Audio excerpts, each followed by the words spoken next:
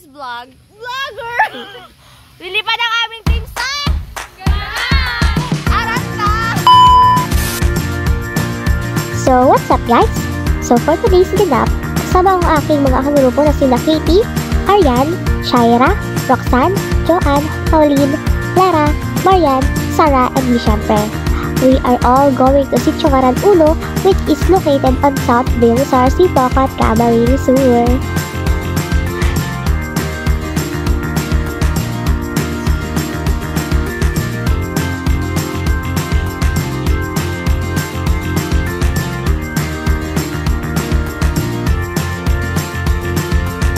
So, while we are walking, nagkikwentuhan kami ng mga ganap namin sa buhay ng mga nakaraang araw, which is asynchronous.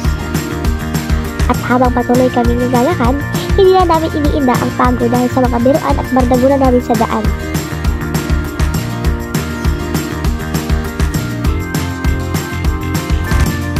At ito naman ako sa part ng hulihan na pa-vlog-vlog lang kunwari habang nakikipagkwentuhan sila Sarah, Lara, and Ate Marian.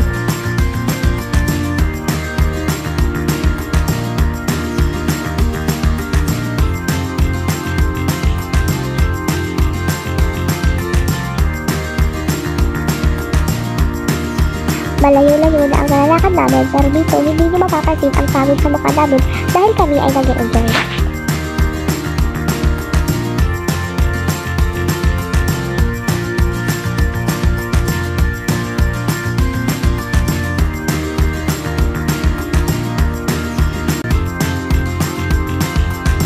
Makikita natin kung gaano kalinis ang daan papunta ng Sitio-Ngaran at kung gaano kasagana ang South Bilusar sa mga puno at mga halaman.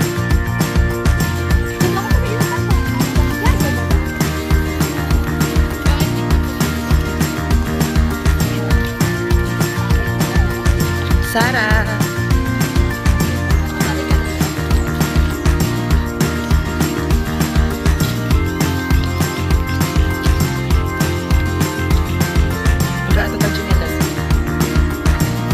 Tanggal talaga ang pagod mo kung ganito kalinis ang bubungad sa'yo papunta sa Sitio-Ngaran.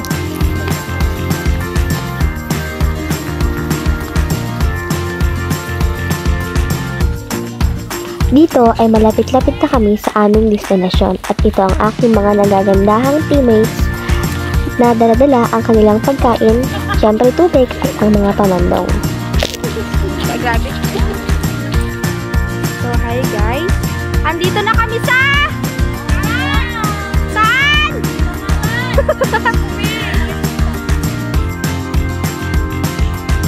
So, ito na nga guys. Welcome to Sitio-Ngaran 1.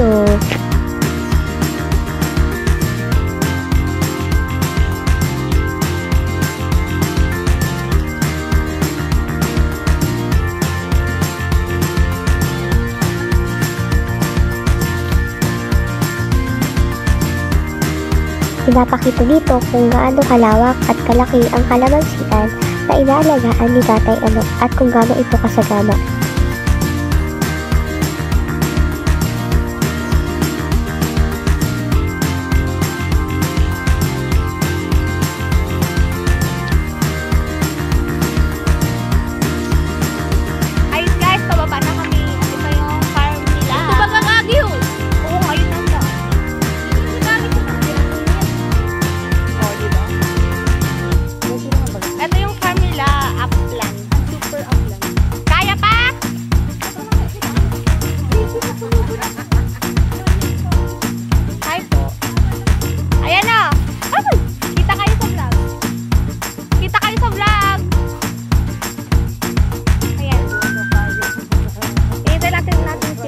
Grabe, ang ganda dito. Ano te? Ay, ayun ang ilog, oh. Ayun, oh. Sabi ako. Di ba ang turo, uso ko ang ginagamit ko. Ito kami, oh. Mag-hi ka sa vlog.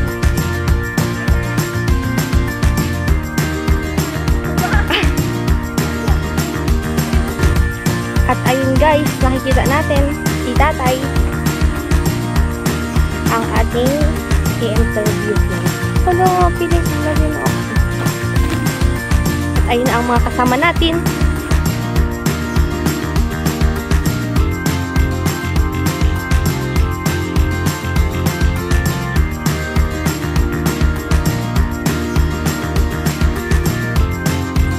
vlogger.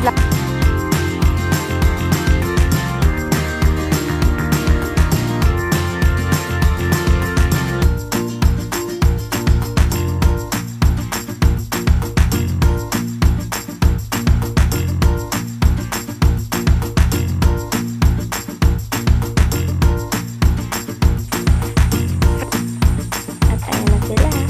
Malapit na kami. Sisilong muna kami at super init.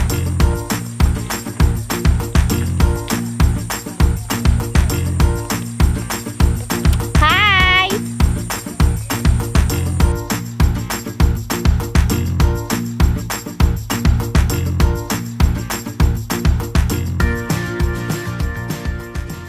Good morning everyone. My name is Mark Angelo Barcinas, interviewer, and magkakandak po ang Group 4 ng interview about upland farming. So ito po ano pong pangalan mo po ay Tay?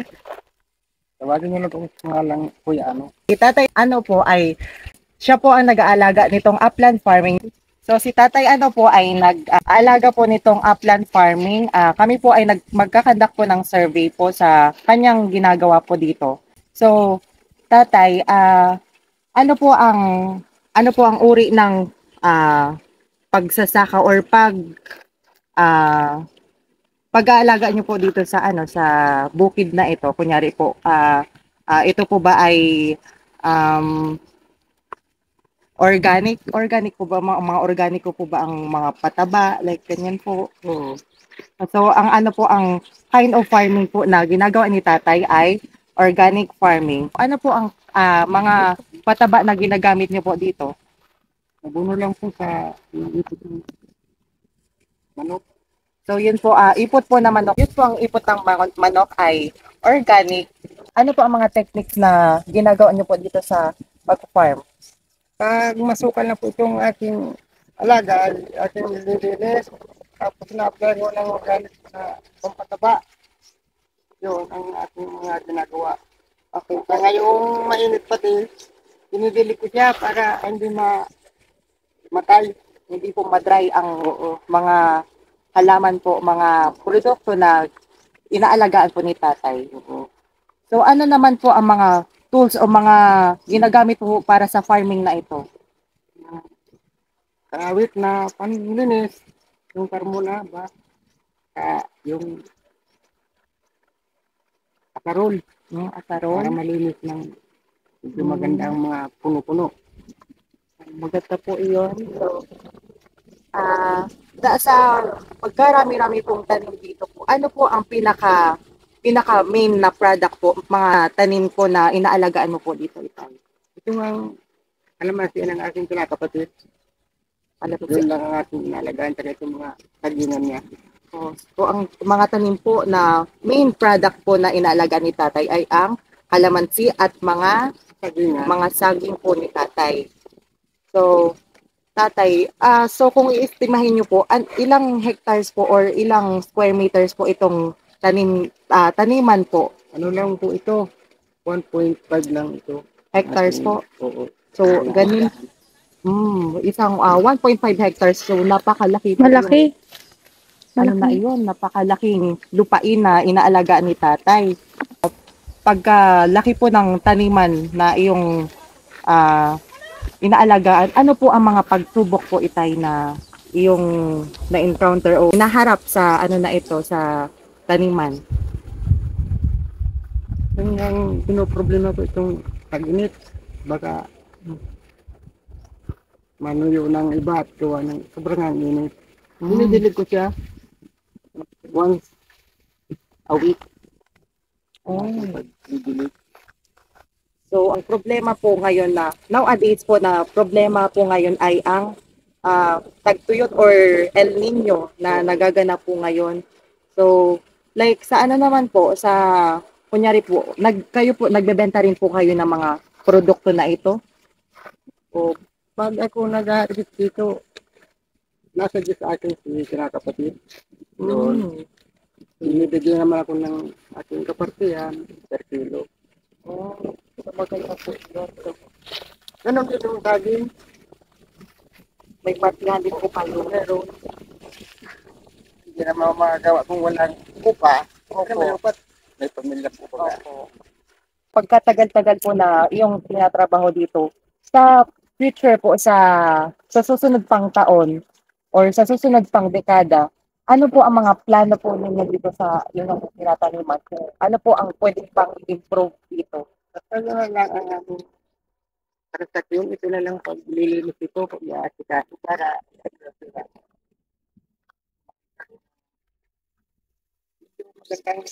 transaksyon.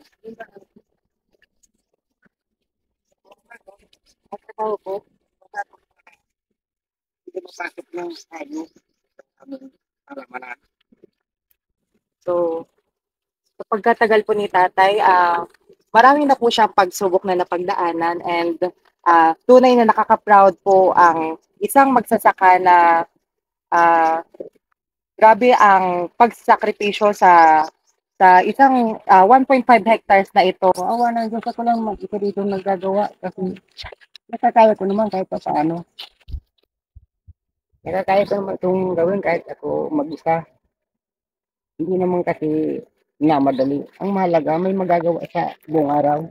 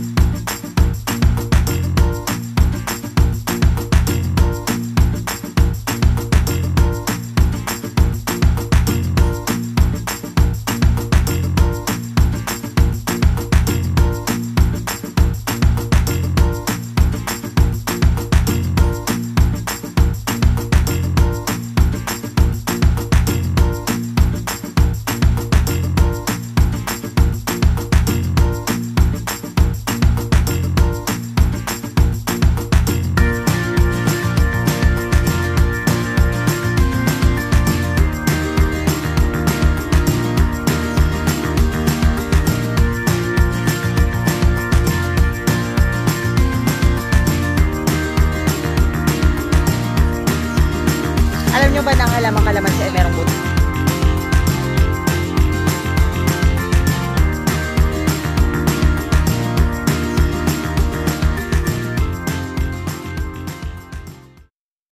Tinanong namin si Tatay Ano kung ano ang mensahe niya sa ating mga kabataan. Maraming salamat po sa inyo. Sana matupad ninyo ang inyong habi sa buhay. Ang masasabi ko pa lang po sa inyo mga anak, sana pagbutihin niyo ang inyong pag-aaral dahil alam niyo naman ang ating sitwasyon na ating kabuhayan. Kung hindi tayo inyong mga magulang, hindi kayo makakapag-aaral, kaya sinisikap namin kayong mapag-aral upang hindi na nyo madanasan ang inyong aming pinagdadanasan sa hirap ngayon. Yun lang po ang masabi ko, kaya magsikap kayo mag-aral, iwasan muna ang alam nyo na yun. A heartfelt message from Tatay Ano that touched everyone's heart. In this part, pinapakita ni Tatay Ano kung gano'n siya ka-supportive, ka-dedicated, and as an agroforestry student, we realize kung gaano kami makakatulong para maiangat o makilala ang mga farmers and kung paano ma-promote at mapangalagaan ang environment.